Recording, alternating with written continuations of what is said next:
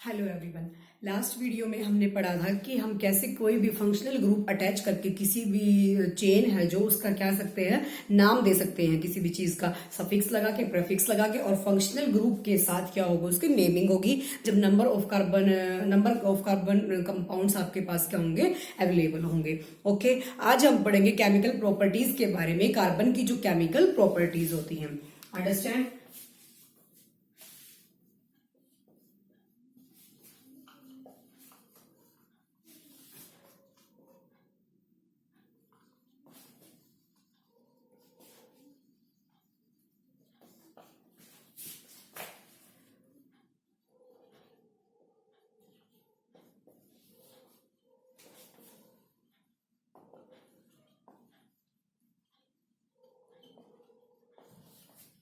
Chemical properties जो होंगी carbon की वो क्या होंगी? First is combustion. कंबशन का मतलब होता है जलना। कंबशन किया गया है जब क्या चीज प्रोड्यूस हुई और किस चीज को हमने उसमें रिएक्टेंट लिया है। अंडरस्टैंड? नेक्स्ट आएगा हमारा addition and oxidation and substitution. What is oxidation? Oxidation हमारा क्या होगा जब ऑक्सीजन हमारी क्या होगी ऐड होगी। एंड एडिशन, एडिशन के अंदर क्या कोई चीज ऐड करने के बाद जब रिएक्टेंट किस में वो कन्वर्ट हो गया, प्रोडक्ट में कन्वर्ट हो गया। ठीक है, नेक्स्ट हमारा आएगा फोर्थ जो है सब्सटीट्यूशन रिएक्शन।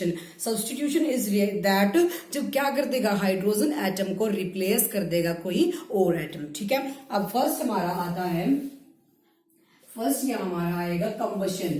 कंबशन क्या होगा? जलना। जब रिएक्टेंट हमने क्या लिया और हमारा क्या होगा किसके प्रेजेंस में जो जलना, बर्निंग होगी किसके प्रेजेंस में? जब कार्बन को तुमने बर्न किया in the presence of oxygen gas, obviously because for burning responsible gas कौन सी होगी? ऑक्सीजन गैस होगी। तो जब तुमने कार्बन को क्या किया, बर्न किया ऑक्सीजन की प्रेजेंस में, तो हमें क्या मिला? Carbon dioxide gas. Carbon dioxide के गैस के अलावा जो कंबशन होगा वो हमेशा ही हीट और लाइट भी क्या करेगा? प्रोड्यूस करेगा। हमेशा ही क्या करेगा? हीट एंड लाइट भी प्रोड्यूस करेगा। अंडरस्टैंड? कंबशन के केस में क्या होगा? जब बर्निंग कर रहे हैं, burning in the presence of oxygen gas, oxygen gas की प्रेजेंस में जो बर्निंग होगी, बर्निंग के टाइम पे क्या होगा? लाइट एंड हीट क्या होगी? प्रोड्यूस होगी। आप एक एग्जांपल और देख लीजिए इसका, CH4 plus O2। CH4 plus O2। O2 किस लिए लगाया? O2 जब कोई भी चीज बर्निंग की बात आती है तो ऑटोमेटिकली कौन सी गैस आ जाएगी? ऑक्सीजन गैस आ जाएगी। उसके बाद हमारा क्या बनेगा? Carbon dioxide plus water. तो यहां से हमने निकाल लिया carbon dioxide plus water and plus heat and light. क्या बच जाएगा? Heat and light. ये था हमारा कंबशन। कंबशन मीन्स जलना कोई भी चीज, बर्निंग कोई भी चीज। जब बर्न किया है तुमने किसी सब्सटेंस को, जब हमने कार्बन को बर्न किया, बर्न करेंगे तो obviously which gas is responsible for burning? This is oxygen gas. तो ऑक्सीजन गैस आ जाएगी, कार्बन डाइऑक्साइड प्लस क्या प्रोड्यूस करेगा? Heat and light energy produce करेगा। एक एग्जांपल और देख लो, CH4 plus O2, CO2 plus H2O plus heat and light आ जाएगा। ठीक है, ये था हमारा क्या? कंबशन। नेक्स्ट प्रॉपर्टी हमारी कार्बन की जो आती है वो ये है ऑक्सीडेशन। नेक्स्ट प्रॉपर्टी जो कार्बन की है this is oxidation. Second property is oxidation. What is oxidation? What is mean by oxidation? Oxidation is when hydrogen is removed and oxygen is added. जब ऑक्सीजन क्या होगी? ऐड होगी और hydrogen हमारी remove हो जाएगी, वो क्या होगा? ऑक्सीडेशन होगा। अब इसका एक एग्जांपल देख लेते हैं कि CH3 CH2OH, इसको हमने किसकी प्रेजेंस में? एल्केलाइन मेटल, कोई एल्केलाइन हमने कोई चीज ली है, एल्केलाइन लिया हमने यहाँ पे KMnO4 प्लस H, यानी कि हाइड्रोजन या हीट जो भी है, एसिडिफाइड K2CR2O7 प्लस क्या ले लिया हमने? हीट ले लिया वहां पे। ठीक है, तो यहां हमने किसके प्रेजेंस में ऑक्सीडेशन किया है? CH3 CH2OH। OH यानी कि ऑक्सीजन का तो क्या होगा? एडिशन होगा, लेकिन हाइड्रोजन का रिमूव होगा। हाइड्रोजन रिमूव होगा यहां से, तो किसके उसमें प्रेजेंस में? एल्केलाइन। एल्केलाइन हमने यहाँ क्या चीज ली है? जो एल्केलाइन लिया है, एल्केलाइन हमने यहाँ क्या लिया? KMnO4O7। KMnO4 KMnO4 KMnO4 क्या ले लिया हमने यहाँ पे KMnO4 ले लिया प्लस हीट, प्लस क्या ले लिया हीट। नीचे एक और चीज एसिडिफाइड हमने यहाँ क्या लिया है KCr2O7 प्लस हीट ले लिया। K2 लिख सकते हो, उसकी जगह पोटेशियम है K2Cr2O7 प्लस क्या ले लिया हमने हीट ले लिया। अंडरस्टैंड। अब निकला क्या वहां से CH3COOH निकल जाएगा, CH3COOH निकल जाएगा। यानी कि oxygen CH3 as it is, CH3 as it is, C as it is, C as it is, लेकिन हमारा हाइड्रोजन रिमूव होकर इसकी जगह क्या ऐड हो गया ऑक्सीजन ऐड हो गया। तो ऑक्सीजन ऐड जब हुआ तो क्या बना हमारा ऑक्सीडेशन रिएक्शन बन गया। दोबारा देख लो, oxidation is this when added is oxygen and remove is hydrogen. Hydrogen को रिमूव करना और ऑक्सीजन को ऐड करना, दिस इज कॉल्ड ऑक्सीडेशन। तो ऑक्सीडेशन के लिए CH3CH2OH हमने यहाँ रिएक्टेंट ले लिया, दिस इज रिएक्टेंट किसके प्रेजेंस में alkaline KMnO4 plus heat and acidified K2, K मतलब पोटेशियम, क्रोमेटी और एंड क्रोमीन एंड ऑक्सीजन प्लस हीट की प्रेजेंस में। तो ऑक्सीजन तो ऑब्वियसली जरूरत पड़ेगी क्योंकि क्या कर रहे हैं कन्वर्ट करना, ऑक्सीजन का एडिशन करना है, तो CH3COOH बन जाएगा। हाइड्रोजन इसमें से क्या हो गया रिमूव हो गया, हाइड्रोजन का प्लेस किसने ले लिया ऑक्सीजन ने ले लिया। तो oxygen is added and hydrogen is removing. ठीक है। अब उसके बाद नेक्स्ट आता है हमारा addition reaction. Next is addition reaction.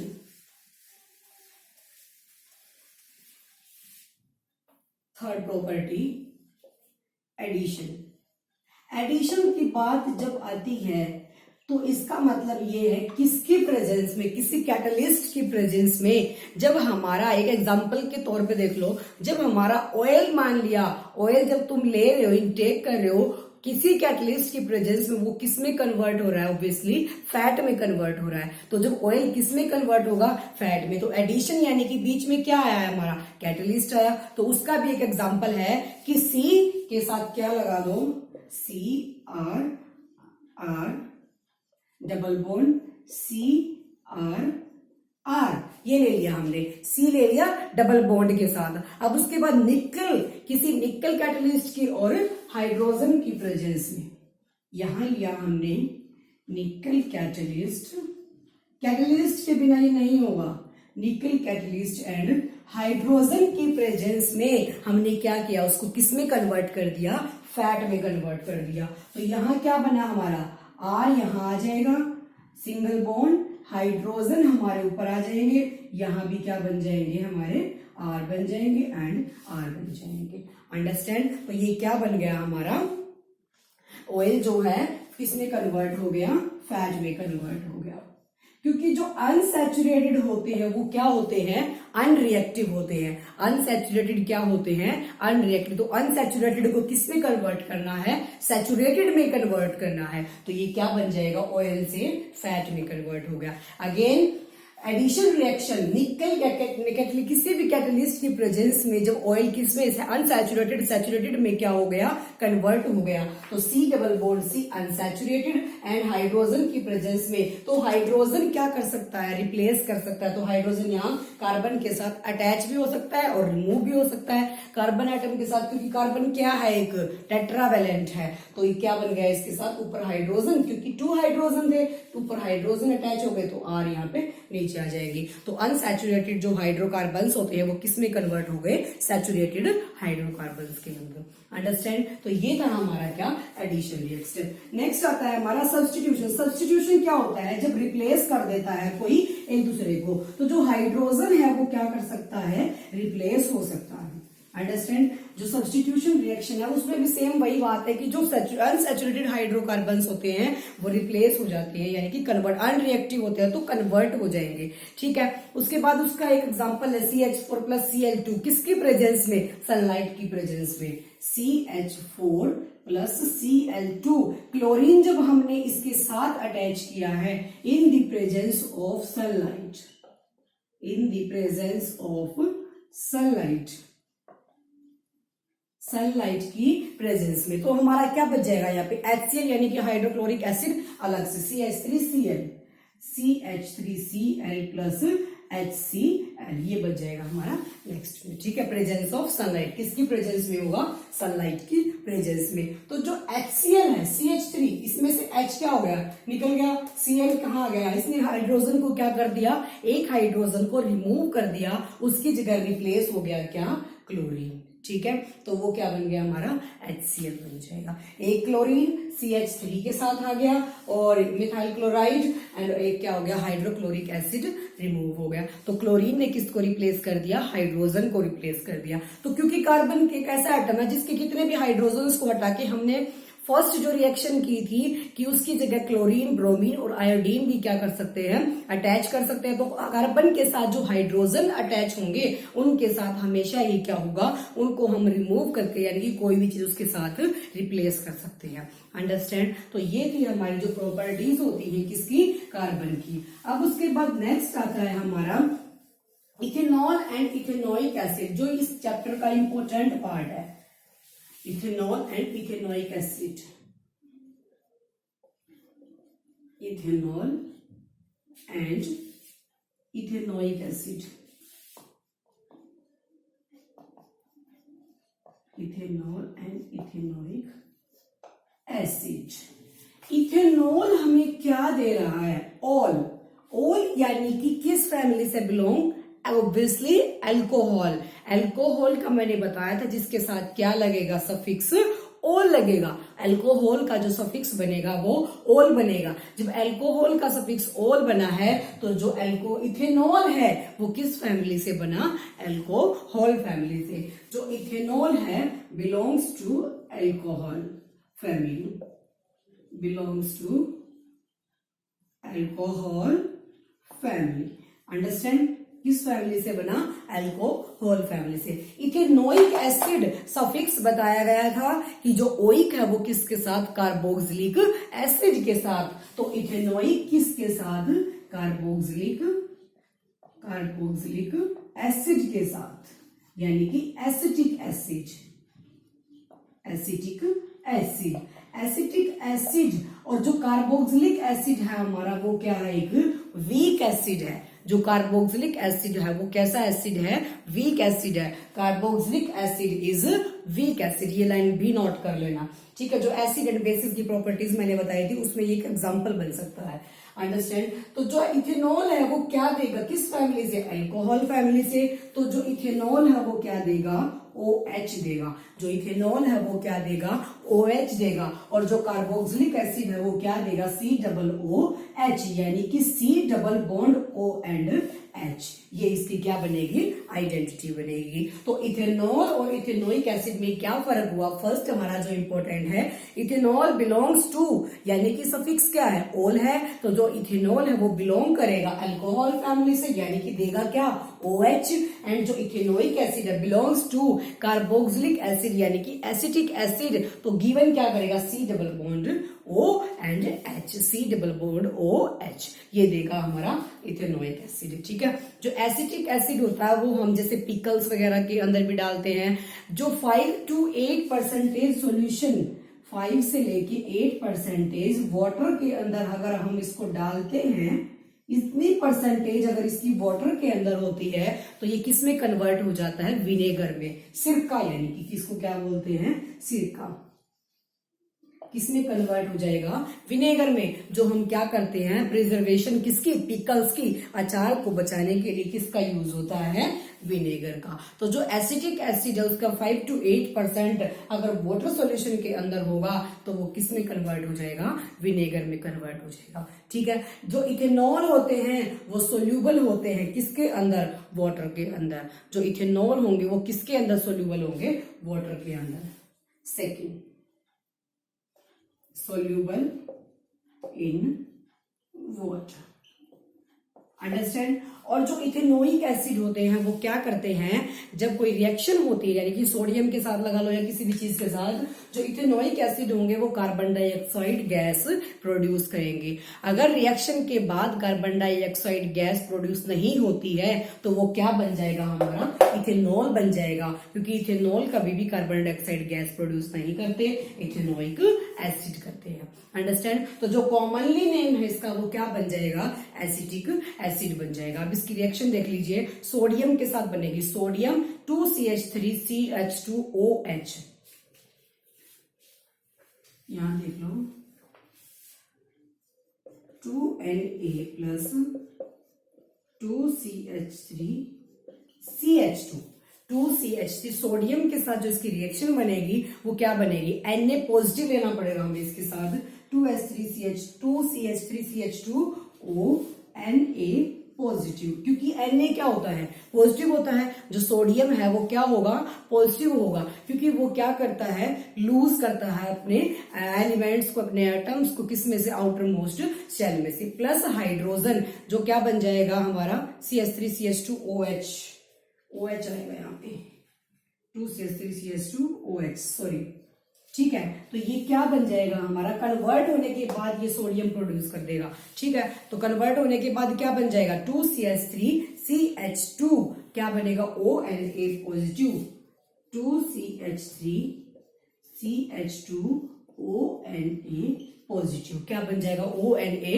Positive plus H2 यानी कि हाइड्रोजन। तो इसका जो नाम पड़ेगा वो क्या बनेगा, कार्बन के कितने 2 है तो इथ, कार्बन के 2 है तो क्या बना, इथ, तो इथॉक्साइड क्या बन जाएगा, सोडियम, इसके साथ सोडियम अटैच है तो इथॉक्साइड सोडियम इथॉक्साइड, इथॉक्साइड क्यों, क्योंकि ऑक्सीजन भी इसके साथ क्या है, अटैच है, तो प्लस क्या बच जाएगी हमारी, हाइड्रोजन गैस बच जाएगी। अंडरस्टैंड। तो जो इथेनोइक एसिड होते हैं वो कैसे होते हैं, कार्बोक्सिलिक एसिड, वीक एसिड होते हैं। लेकिन जो ये रिएक्शन है मोस्ट इंपॉर्टेंट रिएक्शन है, इंपॉर्टेंट रिएक्शन, जब सोडियम किसके साथ, सोडियम किसके साथ, इथेनॉल के साथ, इथेनॉल यानी कि कार्बन के कितने 2, OH अटैच है, OH अटैच है तो ऑब्वियसली इथेनॉल के साथ जब सोडियम इथेनॉल के साथ रिएक्ट करेगा तो हमें क्या मिलेगा, सोडियम इथॉक्साइड, क्या मिलेगा, सोडियम इथॉक्साइड। तो इसका जो नाम है वो क्या है, सोडियम इथॉक्साइड, क्या बन जाएगा, सोडियम इथॉक्साइड। अंडरस्टैंड। तो रिमूव क्या हो जाएगी, हाइड्रोजन गैस हो जाएगी, ठीक है। जब हमने सोडियम को रिएक्ट कराया इथेनॉल के साथ तो हमें क्या मिला, सोडियम इथॉक्साइड। सिर्फ नाम याद रखो कि 2Na सोडियम 2CH3CH2OH हमारा क्या बन जाएगा, इथेनॉल बन जाएगा। मिला क्या हमें, 2CH3CH2 इथो ऑक्साइड के लिए O and sodium, sodium ethoxide plus क्या रिमूव हो गया, हाइड्रोजन गैस। अंडरस्टैंड। उसके बाद ये थे हमारा जो इंपॉर्टेंट पॉइंट्स है इथेनॉल के और इथेनोइक एसिड के बारे में जो इंपॉर्टेंट पॉइंट्स है। उसके बाद नेक्स्ट आता है एस्ट्रिफिकेशन, नेक्स्ट हमारा आएगा एस्ट्रिफिकेशन।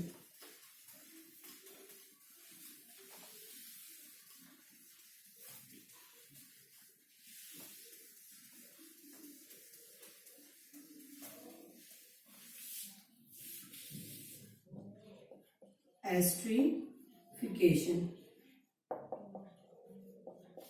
एस्ट्रिफिकेशन क्या होगा, जब इथेनोइक एसिड को तुमने किसके साथ, इथेनॉल के साथ रिएक्ट कराया, when ethanoic acid react with ethanol gives ester, क्या देगा वो हमें प्रोडक्ट में, एस्टर देगा। फिर तुम वापस से एस्टर को किस में कन्वर्ट करते हो, इथेनोइक एसिड एंड इथेनॉल में कन्वर्ट करते हो तो क्या बन जाएगा, वो सपोनिफिकेशन रिएक्शन बन जाएगी आपकी। तो उसको नाम क्या देंगे, सपोनिफिकेशन, जिसमें सोप्स एंड डिटर्जेंट की बात आ जाती है, ठीक है। तो जो एस्ट्रिफिकेशन है यानी कि एस्टर प्रोड्यूस होगा, कब होगा, when ethanoic acid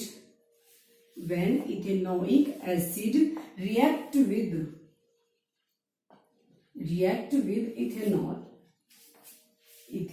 ethanol gives क्या देगा, एस्टर, क्या देगा, एस्टर देगा। अंडरस्टैंड। तो इसकी रिएक्शन देख लीजिए, CH3COOH क्या बन जाएगा, इथेनोइक एसिड है तो COOH वाली लेनी है, तो यहां क्या लेंगे हम, CH3COOH इथ यानी कि CH2 COOH, CH3COOH। तो CH3COOH यानी कि कार्बन के कितने 2, क्योंकि इथ लगा है तो इथेनोइक एसिड लेना है हमें यहाँ पे, तो इथेनोइक के लिए C डबल बॉन्ड O ले लिया, तो CH3COOH कार्बन के कितने 2 मॉलिक्यूल्स होने चाहिए, क्योंकि क्या है इथ है, तो हमने इथेनॉल के साथ CH3CH2OH, CH3CH2OH जब दोनों को रिएक्ट कराया, that this is ethanoic acid, ethanoic acid and this is ethanol, formula of ethanol. Knoll क्यों बोला गया, पहचान है, जिसके पीछे OH लगा होगा वो क्या होगा, ओल होगा, ओल की क्या देगा, साउंड देगा, तो OH वाले इथेनॉल क्योंकि बिलोंग्स किससे करते हैं, अल्कोहल फैमिली से, तो ये CH3COOH ओइक यानी कि C डबल बॉन्ड OH किसकी आइडेंटिफिकेशन थी, कार्बोक्सिलिक एसिड की, तो ये क्या बनेगा, इथेनोइक एसिड। इथेनोइक एसिड को जब इथेनॉल के साथ तुमने रिएक्ट कराया तो क्या बन जाएगा, CH3 C double bond O as it is रहेगा O CH2CH3, CH3 C double bond O, C double bond O किसके लिए, कार्बोक्सिलिक एसिड की वजह से, तो O CH2CH3, O CH2CH3, तो ये हमारा क्या बन जाएगा, एस्टर बन जाएगा, क्या बन जाएगा, एस्टर, तो दिस इज कॉल्ड एस्ट्रिफिकेशन, ये क्या बनेगा हमारा, एस्ट्रिफिकेशन बन जाएगा। हम दोबारा से देख लो, जब ethanoic acid, when ethanoic acid react with ethanol they gives ester, this is called esterification। तो formula of ethanoic acid is CH3CH2 CH3COOH and CH3CH2OH हमारा इथेनॉल क्या बना, हमें एस्टर मिला। तो जो एस्टर्स होते हैं वो स्वीट स्मेलिंग होती हैं, एस्टर्स की जो स्मेल होती है वो स्वीट होती है, ये इसकी प्रॉपर्टीज के अंदर लिख लेना कि जो एस्टर्स होते हैं उनकी स्मेल कैसी होगी, स्वीट होगी, स्वीट होगी तो वो किस चीज के लिए यूज होंगे, परफ्यूम्स वगैरह बनाने के लिए यूज होंगे, और जो अदर स्मेल के जो अच्छे दूसरे प्रोडक्ट होते हैं स्मेल के लिए, स्वीट स्मेल के लिए यूज होते हैं, तो उनके लिए क्या होंगे, यूज होंगे। तो जो एस्टर का यूज है वो किसके लिए होता है, परफ्यूम मेकिंग के लिए होता है, अंडरस्टैंड, तो this is called esterification. Okay, उसके बाद नेक्स्ट आता है सपोनिफिकेशन। अच्छा, एक और चीज, जब तुम इस एस्टर को दोबारा से इसी में कन्वर्ट कराओगे, CH3COOH प्लस CH3 क्या बन जाएगा हमारा, जब एस्टर हमें क्या देगा, इथेनोइक एसिड और इथेनॉल देगा, तो वापस से कन्वर्ट होगा। जब एस्टर को तुमने वापस से कन्वर्ट करवाया तो वो क्या देगा, इथेनोइक एसिड और इथेनॉल देगा, क्योंकि दोनों को रिएक्ट कराने के बाद ही क्या बना था, एस्टर बना था। ठीक है, तो ये मोस्ट इंपॉर्टेंट है। अब नेक्स्ट आती है हमारी सपोनिफिकेशन की। अच्छा, उससे पहले एक इंपॉर्टेंट पॉइंट और है सोप्स एंड डिटर्जेंट्स का, सोप्स एंड डिटर्जेंट्स।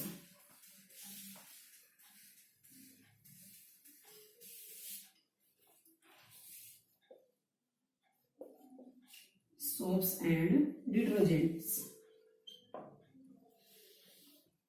जो सोप होते हैं हमारे और जो डिटर्जेंट होते हैं वो क्या करते हैं, जो सोप हैं करते can not react in hard water, can not react in hard water, can't react in hard water, in hard water, but detergents are react in can react in hard water,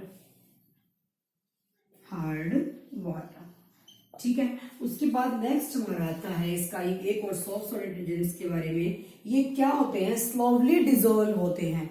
क्या होंगे, जो soaps होंगे वो slowly dissolve होंगे, slowly dissolve होंगे, लेकिन जो detergents होते हैं वो क्या होंगे, फास्टली डिजोल्व होंगे, फास्टली डिजोल्व होंगे। सोप्स एंड डिटर्जेंट तो आप लोग घर में यूज करते हो, पता भी होगा इन बातों का कि जो डिटर्जेंट होता है वो जल्दी क्या कर देता है, घुल जाता है किसके अंदर, सोल्यूबल होगा किसके अंदर, वाटर के अंदर। ठीक है, अब इसकी बारी आती है, ये बायोडिग्रेडेबल होते हैं, बायोडिग्रेडेबल होंगे, जो सोप्स होंगे वो बायोडिग्रेडेबल, लेकिन जो डिटर्जेंट्स होते हैं वो नॉन बायोडिग्रेडेबल होंगे। जो चीज नॉन बायोडिग्रेडेबल होगी तो ऑब्वियसली हार्म होगी किसके लिए, नेचर के लिए। तो इस केस में ये इसका क्या है, नेगेटिव पॉइंट है कि जो डिटर्जेंट्स होते हैं वो हमारे नॉन बायोडिग्रेडेबल होते हैं। ठीक है, ये थे सोप्स और डिटर्जेंट्स के बारे में 2-3 जो इसके क्या है डिफरेंसेस हैं कि सोप्स में और डिटर्जेंट में क्या फर्क होता है। अब उसके बाद बारी आती है सैपोनिफिकेशन, यानी कि जो डस्ट है हमारे कपड़े पे, फैब्रिक पे, वो रिमूव किस वजह से होता है, कैसे होता है।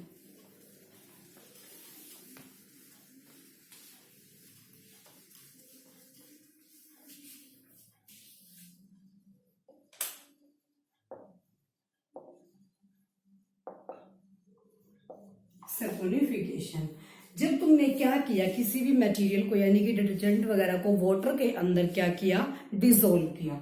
मान लिया वाटर है, वाटर के अंदर आप लोगों ने जब ये डाला है तो क्या कर देगा, ये दूर जाना शुरू कर देगा, ऐसे ब्रांच बना लेगा वाटर से। वाटर से इसने ऐसे ब्रांच बना ली, क्योंकि जो चीज रिएक्ट नहीं करेगी, मान लिया कोई भी दो चीज होती हैं, जब वो रिएक्ट नहीं करेंगी तो एक दूसरे से दूर भागेंगी। जैसे लाइक चार्जेस करते हैं, लाइक चार्जेस क्या करते हैं, रिपेल करते हैं, एक दूसरे को दूर भागते हैं। तो ये भी क्या करेगा, एक दूसरे से दूर भागेगा। सोडियम यानी कि Na पॉजिटिव, क्योंकि एस्ट्रिफिकेशन में हमने किसका यूज किया, Na पॉजिटिव का यूज किया है, तो ये भी एक तरीके का क्या है, एस्ट्रिफिकेशन। तो हमने यहाँ क्या किया, ये जो वाटर के मॉलिक्यूल्स है ये ऐसे अरेंज हो जाते हैं। ठीक है, यानी कि दूर भागते हैं किससे, वाटर से। जब ये वाटर से दूर भागते हैं तो जब तुमने इसके अंदर फैब्रिक डाला, क्या डाला, फैब्रिक। फैब्रिक जो ऑयली, जो हमारे फैब्रिक के ऊपर डस्ट होता है वो मोस्टली कैसा होता है, ऑयली होता है। जो फैब्रिक का डस्ट होता है वो मोस्टली किसका होता है, ऑयल का होता है, यानी कि ऑयली होता है। जब फैब्रिक तुमने इसके अंदर डाला तो जो ये दूर भाग रहे हैं वाटर से, वो किसके साथ चिपक जाएंगे, उस ऑयल के साथ चिपक जाएंगे। ठीक है, ऑयल के साथ चिपकने के बाद वो फैब्रिक से क्या हो जाएंगे, हट जाएंगे।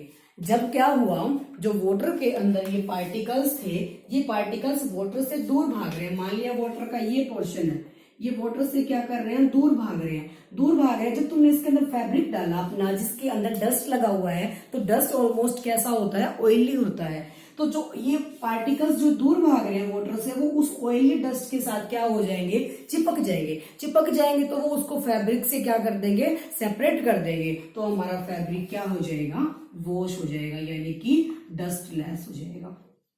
कैसा हो जाएगा, डस्टलेस, यानी कि बिना डस्ट का। अंडरस्टैंड, ये था हमारा छोटा सा इसका एक एक्टिविटी यानी कि एक्सपेरिमेंट। तो ये आज आपका चैप्टर कंप्लीट हो गया है। अगर आपको कोई डाउट है तो कमेंट बॉक्स में मैसेज करके पूछ सकते हैं। Thank you so much.